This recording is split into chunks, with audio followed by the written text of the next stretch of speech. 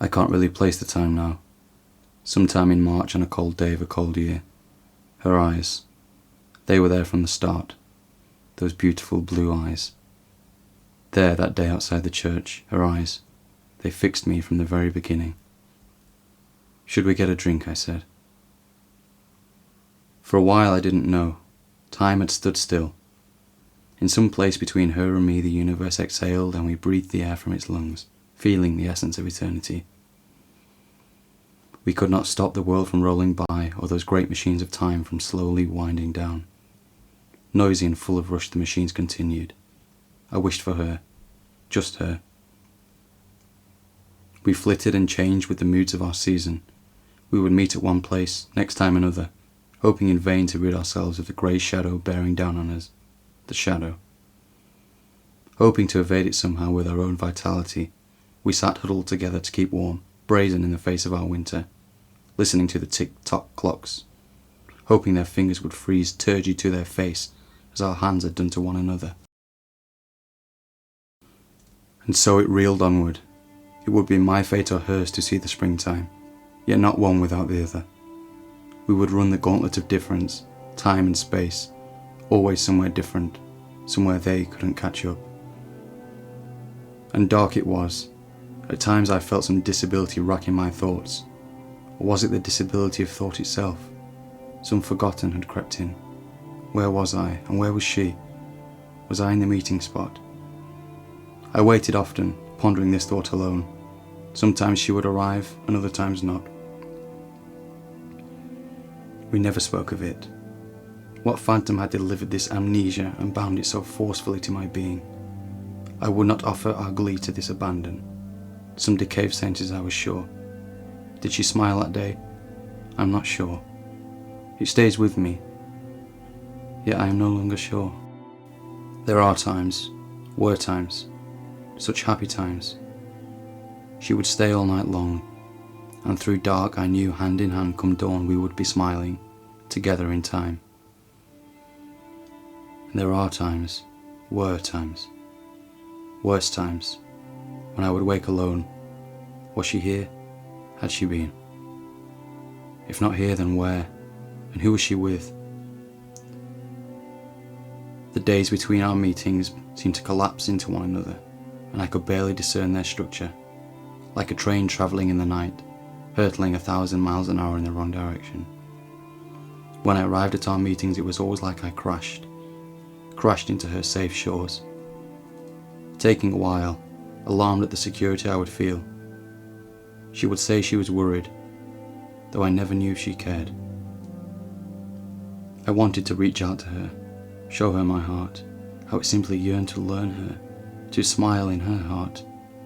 She was fresh, and gazed on me as if from 1,000 yards, smiling, comforting me. But I wanted her to be closer, for her to smash into me as I her, to collide together and remain bruised and lovely. No time, no beings, no lateness, no confusion. I was afraid that she would never come back. I am meeting her today, with those beautiful eyes. The sickle of the moon is high once again, rearing down on me. The shadows spread towards my feet. Have I been here before? We must have met here once, maybe the first time, maybe the last. A little thought grips me. Maybe she didn't know. How long had it been? From the first time, how long? Was I here the first time or every time? Has she left? Did she arrive? I am alone, here alone. She's gone now. I shudder in the cold like I haven't all winter. I glance toward the clock. What time is it here? I feel the eyes burning into me, even as I think. I cannot wait. I must leave. I move closer to the tram stop. Be fine. Be easy, I say to myself. Don't let this phantom destroy us. Let her see me. I've been waiting for hours. The last tram has long since roiled, and still no sign of her. I knew I shouldn't have gone. All the memories of past meetings motivated me somehow to abandon. Did I get it wrong, or was she there? I need to talk to her, tell her how much I love her. I won't give up. I won't. I walked through the village one afternoon, a long time later. I sit with a cup of tea. A couple of minutes pass by, and then, like some uninvited dream, it happens. She ran out of the shop across the road and sat on the bench, looking at her watch. Was she waiting for me? I sit there a few moments longer, watching her, waiting for someone else to arrive. Nothing happens. I wait a little longer, just in case he is late. Nothing happens. No one arrives. This is my chance. I run quickly towards the steps. I will not miss her again. She is gone. Was she really there? Did I dream it? I'm lost in thought. I know I saw her. Where is she? The world around me has moved on. I sit crumpled like a broken toy, willing my clockwork limbs into movement. Again I stand, defiant in my repetition. I wait for the first tram of the day to arrive, hoping she is on it. At last, she is. She gestures with her eyes, those beautiful eyes. She walks towards the alley. I go to the tobacconist and then follow her. I walk towards her. Our gazes locked together in time. At last I have her back. I want this moment to stand still, to stay with me. I have no fondness in memories anymore. We talked a while, rearing on the edges of what had happened in each other's absence, though I sensed an uneasiness in her countenance. She applied little focus to what I had to say, and smaller still were her own offerings of comfort. She seemed pensive and guarded. What had afflicted her to shield herself from me? What crime had befallen my angel?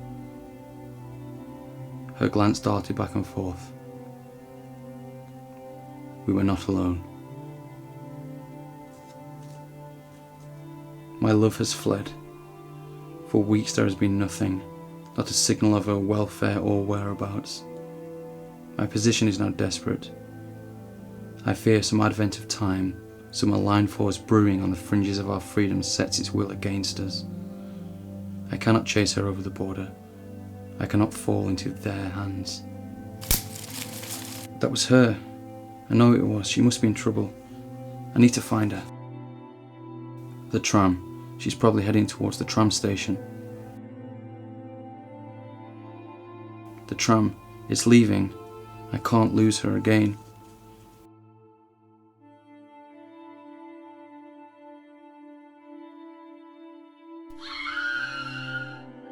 It can't be her. It can't be her. Please don't let it be.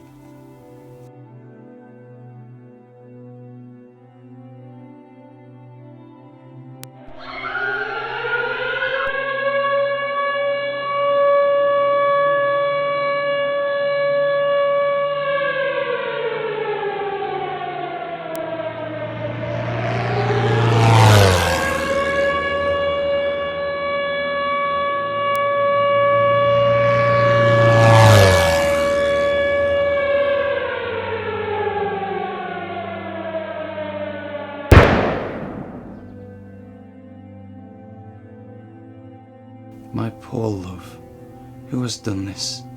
Who has done this to you? Damn this place, and damn this war.